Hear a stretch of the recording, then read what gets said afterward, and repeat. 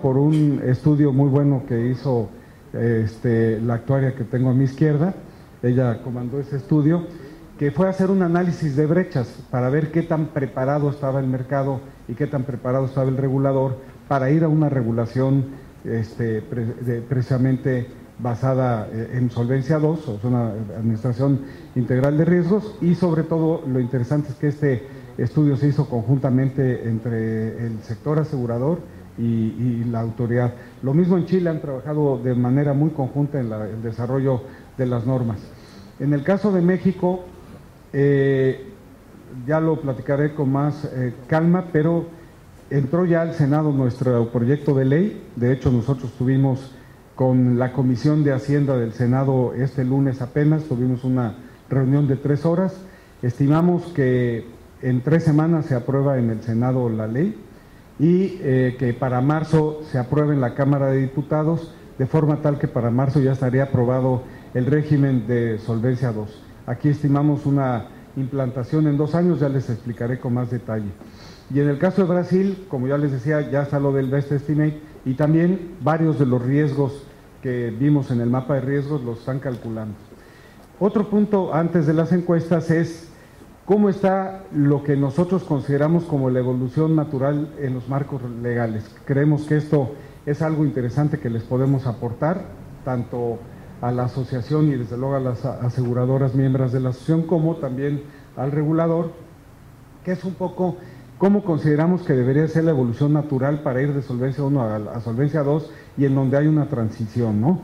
En primer lugar, la Solvencia 1 estatutaria a través de las fórmulas que tanto hemos comentado, y luego una evaluación consistente con el mercado en la transición y en Solvencia 2, que es ir determinando un modelo estándar con las metodologías para medir todos los riesgos de ese mapa de riesgos, y en la transición pues se puede ir precisamente evolucionando de unos riesgos a otros, empezando tal vez por la mayoría de los riesgos de suscripción y algunos de los de mercado. En los modelos de riesgo, en Solvencia 1 no existe esto. Como ven, casi nada de lo que vamos a comentar ahora está en Solvencia 1, y en la transición factores basados en riesgos, y ya en Solvencia 2 se usan métodos estocásticos o modelos internos que habíamos comentado. La dependencia entre riesgos solo se ve en Solvencia 2. Este es un punto muy importante y creo que es el momento pertinente para comentarlo. Ustedes vieron ese mapa de riesgos y a lo mejor algunos de ustedes ya empezaron a hacer cuentas y dijeron, oye, pues yo creo que se me va a ir el requerimiento de capital de solvencia 10 veces arriba, nada más con esa cantidad de riesgos que tenemos que evaluar. Van a ver ustedes, y les traigo ejemplos muy claros, que no es así. Pero dentro de eso, un elemento fundamental es que la metodología de la definición de los modelos estándar debe de calcular algo que es la correlación entre los riesgos. O sea, no todos los riesgos se materializan al mismo tiempo, hay una parte que sí es sistémica, pero normalmente no ocurre un gran terremoto y una gran inundación al mismo tiempo. Entonces, si los riesgos extremos no se materializan al mismo tiempo, no necesitamos tener el máximo capital para todos los casos, es decir, tenemos que hacer una ponderación ya después en el cálculo de capital, o sea, para decir todos. La medición de riesgos, bueno, pues son metodologías, pero Solvencia 2, la metodología tiene que tener un 99.5% de confianza para poderse manejar. El riesgo financiero sí se maneja en Solvencia 2, el riesgo operativo sí, para vida en transición para todos en la Solvencia 2. Pruebas de estrés, esas pruebas que hablábamos, pronosticando el futuro, se hacen en Solvencia 2. El riesgo operacional también. En las reservas técnicas hay toda una evolución, como todos sabemos. Primero calculamos un porcentaje sobre las primas, después hacemos un cálculo sobre las primas a través de la prima no devengada, ¿verdad? En donde lo hacemos o por 365 días o 24 días. Pero aquí el gran riesgo que hay, y perdón, ya va a tomar nota don Diego, si yo estoy vendiendo a una prima insuficiente, pues estoy teniendo una reserva insuficiente. Entonces hay que evolucionar a un método retrospectivo, pero ya más probabilístico, que es decir, bueno, tengo que hacer una historia de hasta dónde mi reserva fue suficiente para hacer frente a todos los siniestros, y si no, le tengo que meter un recargo por insuficiencia. Entonces, ese es un primer paso, ya después irse al mejor estimador, que ya no es un método hacia atrás, sino es considerando precisamente esa insuficiencia a futuro, qué es lo que puede pasar a través de métodos probabilísticos para ver cuál es el nivel de reservas que debo de tener. Van a ver ustedes que inclusive se puede llevar uno la sorpresa de que las reservas pueden ser excedentes. Y luego está la parte de las inversiones, que es la política de inversión y los riesgos. En el reaseguro, pues todas las calificaciones crediticias, que ustedes ya hacen algo desde el punto de vista de su aprobación y si no se considera retención, la autoevaluación de riesgos, el gobierno corporativo y la revelación de información. Bueno, ahora sí nos vamos a las encuestas. Hemos hecho en Fides 2 encuestas que hasta ahora han contestado las asociaciones y esperamos muy pronto dar un segundo paso para preguntarles a ustedes, que finalmente son los que hacen el negocio, es decir, a las compañías de seguros. Se hizo una primera encuesta y, como digo, esta se contestó por las asociaciones de cada país, de forma tal que si hay algo que no nos gusta, es lo que contestó cada quien, no nos lo inventamos nosotros. Yo creo que Paraguay va más adelante de lo que aquí se puso, por eso lo comento. Y, por ejemplo, Venezuela, que tiene una regulación muy peculiar y sus cambios en la ley no tienen nada que ver con Solvencia II, aparece como el tercer país que para ellos mismos se consideran más preparados y evolucionados para Solvencia II. Aquí aparecen como los otros: España, México, Perú, Brasil, Estados Unidos, Chile, que consideraríamos que esto, Colombia, consideraríamos que esto sí es consistente. Un punto que no comenté es que también Costa Rica, como ustedes saben, se privatizó muy recientemente el mercado, entonces sí ya adoptaron algunos de los principios de Solvencia II, no tan profundos, pero sí de manera indicativa y tienen una regulación muy moderna. ¿Qué tan familiarizado está con Solvencia II? Pues aquí aparece que prácticamente el 50, mucho o un poco, pero casi todo el mundo en esa encuesta, por lo menos en las asociaciones así nos vemos, nos interesa ir al modelo de Solvencia II. Se ha analizado esta ley, casi el 40% sí, y hay una ley que incorpora Solvencia II, dicen el 38% que sí, no es cierto, es mucho menos, pero esta fue la percepción. Estas encuestas son perceptuales de forma tal que entonces pues no necesariamente reflejan la realidad. ¿Qué tan desarrollado está el gobierno corporativo?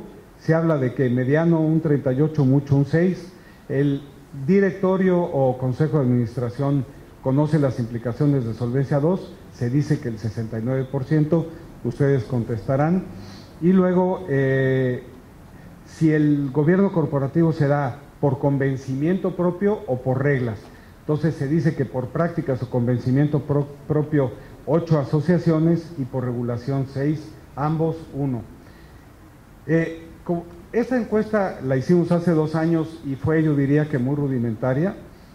Y entonces en México hicimos nosotros un estudio que nos ofreció en forma gratuita como una colaboración al mercado el despacho Ernst & Young, que se le llamó un estudio de readiness, que no es otra cosa, ver qué tan listo estás para esto. Entonces, con base en eso, decidimos dar un segundo paso. Ernst & Young muy amable y generosamente aceptó hacerlo, y entonces entramos a un estudio a nivel Latinoamérica que también contestaron solamente las asociaciones en esta primera fase, pero vamos a hacer una segunda fase posiblemente a partir de enero. Los invitamos a que participen porque en esa segunda fase queremos que participen las compañías de seguros, y en una tercera fase, y lo habíamos comentado con Asal, queremos ver si los reguladores también nos contestan en una tercera fase el estudio, y entonces vamos a poder contrastar muy bien las respuestas de esos 3 pilares, en este caso la asociación, las compañías y el regulador. Entonces aquí ya las preguntas fueron más profundas, fueron más adecuadas, hicimos una selección. ¿Qué países contemplan la administración de riesgos? 10, es decir, el 77%, 7 países esperan cambios. Los riesgos más importantes, y hay consistencia con la encuesta que nos presentó Marcela de Towers, como ustedes verán, los riesgos que más preocupan son el de mercado, la liquidez, crédito y suscripción. Vean ustedes cómo el riesgo de mercado es el que más preocupa, es algo muy interesante. Yo hubiera pensado que el de suscripción. Los países que requieren una medición independiente para cada riesgo, se dice que el 50 Todavía no existe la regulación, así es de que esto vuelve a ser perceptual. La regulación actual requiere que exista, se pregunta, un responsable de administración de riesgos, gobierno corporativo, que ustedes irán viendo las respuestas, un sistema de control interno, requerimiento de capital basado en riesgo, aquí dicen que 7, cosa que no es así porque todavía no se ha instrumentado Solvencia 2 más que en algunos países, capital requerido en base a factores y márgenes de seguridad. Y el gobierno corporativo, estas son las respuestas respecto de en qué puntos está muy reforzado, en administración de riesgos el 21, en control interno el 25, auditoría interna el 21 y la función actuarial. Se hay responsable de gobierno corporativo, en el 65% de los casos es el directorio y en el 30% la alta gerencia, lo más lógico es que debe ser siempre el directorio. En las reservas, como ya comentábamos, un esquema que está basado en un cálculo con base en las primas, el 43% es el que lo usan, el 21% usan ya métodos de suficiencia y el 36% usan otros métodos diferentes. Acá a la derecha está quienes hacen las reservas por siniestros y qué países tienen también las de siniestros ocurridos no reportados o IBNR. Aquí un punto muy importante que se tiene que reforzar en muchos países es la función actuarial, y aquí es importante, dentro de un área de oportunidad que con todo respeto consideramos ahí en Paraguay, pues el área actuarial tiene que ver con el diseño de productos, como ven acá, la factibilidad de los productos, es decir, si va a ser rentable o no, si vale la pena meterlo al mercado, la evaluación de las reservas, la validación de los métodos de evaluación, la validación de hipótesis, el backtesting, es decir, si realmente mi producto y mis reservas están dando los resultados que yo esperaba, opiniones sobre evaluaciones, opinión sobre reaseguro, opinión sobre suscripción y dentro de esto también la auditoría actuarial. Y esta última habla de qué compañías cuentan con un área de administración de riesgos. Aquí se percibe por los gerentes de las asociaciones que el 80% de las asociadas la tienen. Bueno, vamos a platicar de solvencia en México. Tal vez algunas voy a ir más rápido porque no queremos cansarlos, pero queremos comentarles que, como decía Marcela, desde el año 2000 Europa ha estado trabajando en Solvencia 2, es donde se hizo todo ese proceso y lo que le llaman allá el mapa de ruta para llegar a esto, en donde pensaban que iban a culminar en 2010 y ya se ha venido bateando hasta el 2015. Y en el caso de México empezamos a trabajar en 2007, hemos venido dando muchos cursos, conferencias, por ejemplo, actualmente cada viernes damos una plática de algún tema que tiene que ver con solvencia a las personas que quieran asistir a las instalaciones de la asociación. Y en junio de 2009 hicimos un quiz, el quiz 4. Importamos todo ese modelo y entonces dijimos, bueno, a ver, si entráramos con el modelo europeo, tal cual de Solvencia 2, y con las metodologías de Europa, ¿qué es lo que le pasaría al mercado mexicano? Es interesante porque es algo que le ha llamado la atención a los reguladores europeos, porque este ejercicio lo hicimos en la asociación de forma voluntaria, con el objeto de prepararnos precisamente hacia esa tendencia a Solvencia 2, y entre otras cosas porque nosotros tenemos un proyecto de ley que se empezó a platicar desde 2008, como ya platicaremos más adelante. Entonces era muy importante que nos preparáramos. Y aquí vimos cuáles de las metodologías eran aplicables a México, en qué casos no, y entonces había que modificarlas, y en qué casos no eran procedentes, y entonces había que buscar otras. En el caso de modificarlas sí era razonable la metodología, pero había que hacerle ajustes. Bueno, los elementos que analizamos fue el mejor estimador para las reservas, es decir, esas reservas con el método de Bell, de mejor estimador, el margen de riesgo para las reservas, el requerimiento de capital de solvencia y el balance económico. Y hubieron distintos niveles. En una primera instancia hubieron compañías más o menos como 24, pero que representaban el 82% de las primas que voluntariamente participaron. Tuvimos que hacer una serie de depuraciones porque había compañías que no tenían sistemas estadísticos lo suficientemente robustos y en consecuencia desviaban los resultados. Les voy a mostrar ahora el impacto que tiene el no tener una buena estadística, como otro de los mensajes fundamentales que les queremos dejar a ustedes para irse preparando. Entonces, en esta tercera etapa del ejercicio del Quiz 4, participaron 16 aseguradoras que representaban el 71% de las primas del mercado, y estas arrojaron ya con la nueva metodología un índice de solvencia de 2.5 veces, o sea, un sistema bastante solvente. El requerimiento de capital de solvencia en este ejercicio se incrementó en un 21%. Entonces, como les decía, no se asusten. Meter todo ese mapa de riesgo significó un incremento en los requerimientos de capital del 21%. No nos fuimos ni 10 veces más ni al doble. Pero, oh sorpresa, los criterios prudenciales de nuestro sistema de reservas suficientes y mínimas son demasiado conservadores, porque nuestro regulador es muy conservador, muy prudente, y resulta que estaban sobrados. A la hora que nos fuimos al método del mejor estimador, resulta que nos sobraba el 11% de las reservas. Y entonces, con base en esto, si el ejercicio nos llevaba a un índice de 1.84 en cuanto a activos computables contra el capital de garantía, o sea, teníamos casi el doble, y bajábamos al 1.51 ya con la metodología de solvencia, el requerimiento de capital de solvencia. Es decir, que con el sistema de solvencia 1, el mercado mexicano en ese momento tenía 1.8 veces el capital, es decir, un margen de solvencia de 84%, y después del ejercicio quedó con 51%. En realidad es un sistema muy sólido y se redujo su sobrante, pero continuó con sobrante. Aquí les quiero presentar los 3 ejercicios que hicimos. En el primer ejercicio, como ustedes ven, se incrementaba la solvencia en 113%, en el segundo un 59% y en el tercer ejercicio un 21%. Y esta diferencia de haber bajado del 113% al 21% de incremento en los requerimientos de capital no era atribuible a las metodologías, a cambiar del sistema de solvencia 1 al sistema de solvencia 2, era atribuible a que había malos sistemas estadísticos en algunas compañías. Entonces, algunas corrigieron su información, otras las tuvimos que eliminar, y entonces fíjense ustedes el gran impacto. ¿Cuál es el mensaje? Pues que los invitamos a que trabajen mucho, si es que no lo han hecho, en darle mucha importancia a la cuestión de la información estadística, porque es fundamental en un esquema de solvencia 2 y en un esquema de gestión integral de riesgos el tener una buena estadística, porque si no, no se puede hacer nada si no tenemos una información adecuada con la que vamos a trabajar. Yo diría que es el mensaje más importante aquí.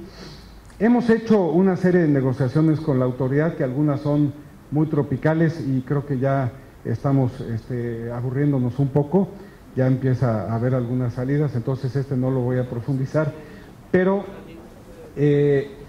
hay puntos muy importantes. Una gran discusión que tenemos nosotros con nuestro regulador, que es el presidente de ASAL, es un hombre muy respetado en la comunidad internacional, también fue presidente de la IAIS, pero quiere distinguirse por ser el primero, o sea, una gran recomendación también. El ir a Solvencia 2 tiene que ser con base en ese mapa que les presentamos y con todo respeto a los reguladores, no cuando el regulador quiera, no porque quiera competir con otros para colgarse la medalla, porque ha pasado en varios lugares. Hay otras circunstancias, pasó un caso muy curioso en Honduras. En Honduras todavía calculan las reservas como un porcentaje sobre las primas. Y de repente el Banco Mundial hizo un estudio para Honduras y el asesor que contrató se le hizo muy fácil decir que tenían que ir de inmediato a Solvencia 2, cuando al mercado le faltaba muchísimo. Afortunadamente hicimos una reunión de trabajo, la industria, reguladores, Fides participó, tuvimos la oportunidad de participar. Entonces comentamos este mapa y ahí se dieron cuenta pues que había muchos pasos que había que realizar antes de llegar a Solvencia 2. El mercado estaba verdaderamente espantadísimo y las propias autoridades cayeron en cuenta pues de que esa recomendación no era válida. Entonces, bueno, estos son de los puntos fundamentales que consideramos que se deben de considerar para poder llegar a esto. Y como les decía, la gran discusión que tenemos nosotros es que nuestro regulador quiere tener los mejores métodos de cálculo del capital de solvencia. Y como dijo un sabio, lo mejor es enemigo de lo bueno. Para empezar, los métodos se tienen que entender. Si vamos a hacer una buena administración de riesgos y vamos a calcular el apetito de riesgo, pues lo que tenemos que hacer es entender los métodos para que podamos hacer una buena gestión de riesgo y una buena definición del apetito de riesgo, y con base en eso gestionar la empresa. Si no los entendemos, pues nada más metemos a una máquina, a una caja negra la información, sale algo, sale un dato y se acabó. Bueno, la ley, como les digo, ya entró, tenemos ya negociado que entre 2 años después, pero hay varias medidas de instrumentación, y los pasos que siguen en el caso de México es realizar un estudio de impacto cualitativo, que no es otra cosa más que un análisis de brechas, realizar un estudio de impacto cuantitativo, el famoso quiz, pero antes de ello lo que nosotros tenemos también negociado es que tenemos que negociar los modelos, precisamente no tener el mejor modelo, sino el modelo pertinente, adecuado y que todo el mundo entienda, y otros puntos que se tienen que negociar en la regulación secundaria. O sea, negociar el modelo, como decimos, eso es fundamental, hacer los estudios de impacto cualitativo y cuantitativo. Hay un tema muy en México que está pasando en muchos países, y es que están saliendo muchas leyes que están queriendo proteger los derechos de personas con capacidades diferentes, minusválidos, etcétera, y eso está empezando a contaminar leyes de seguros en donde se quiere imponer el que se acepten esos riesgos sin hacer selección. Entonces queremos dejar esto muy claro en nuestra regulación, porque para no ir lejos, ayer salió una iniciativa en México en este sentido. Como ustedes saben, en Europa el año pasado, ya por directiva y precisamente por este tipo de tendencias a que seleccionar riesgos es discriminar, desde el año pasado ya no se puede en el seguro de vida en Europa diferenciar entre sexo femenino y masculino, porque eso era una discriminación. Resulta que las feministas se llevaron el chasco de que se les encarecieron los seguros de vida. Bueno, entonces no siempre esas medidas son las mejores.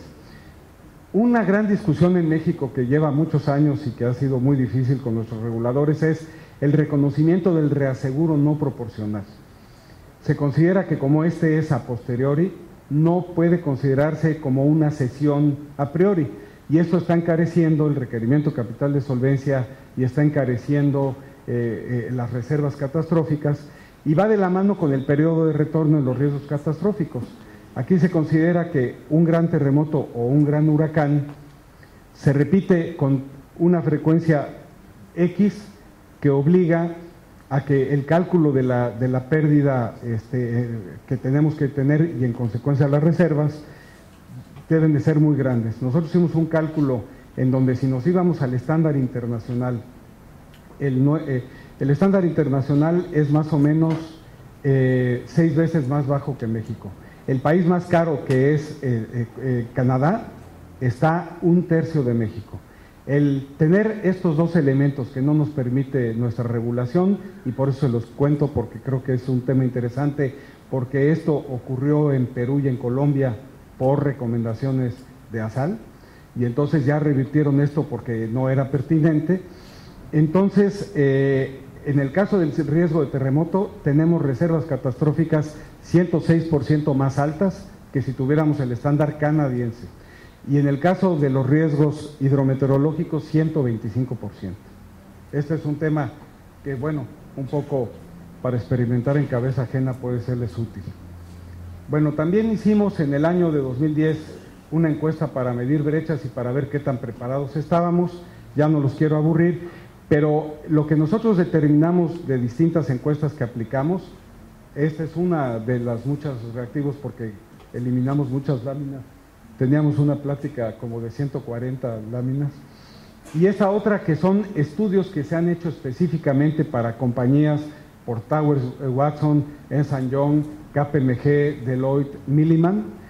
Más o menos el tiempo promedio para adoptar, en el caso de México, Solvencia II, considerando los distintos elementos, es un promedio que oscila entre 28 y 36 meses. Entonces, este es un elemento que también consideramos interesante compartir con ustedes. Bueno, finalmente llegamos a la parte de conclusiones. Nosotros consideramos y ahí tal vez muchos no lo compartan, pero en primer lugar la gestión integral de riesgos consideramos que es el modelo a seguir como gestores, como administradores de una compañía de seguros. El esquema óptimo a futuro es Solvencia 2, entonces se puede hacer como parte de la regulación. Sin embargo, nosotros recomendamos que tenemos que cuidar muy bien cuál es el momento oportuno de ponerlo en cada país y además tal vez sí hacer un esquema integral, una reforma integral, que no significa que todo se tiene que implementar al mismo tiempo, pero sí una regulación integral donde haya, como dicen los españoles, un mapa de ruta que nos lleve a ese modelo, a ese esquema. Por el otro lado, es importante desde ahora fortalecer el gobierno corporativo, empujar más la autonomía de gestión e implantar la administración integral de riesgos.